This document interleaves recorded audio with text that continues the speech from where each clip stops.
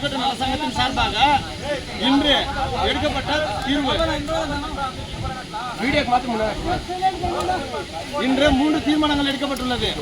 1, இந்த டெய்னிக்கோட்டை திருவிழாவில் பாகூர் பைரவ மாட்டின் உரிமையாளருக்கு நடந்த நிபந்தனைக்கு தீர்வு 100% கிடைக்கும்.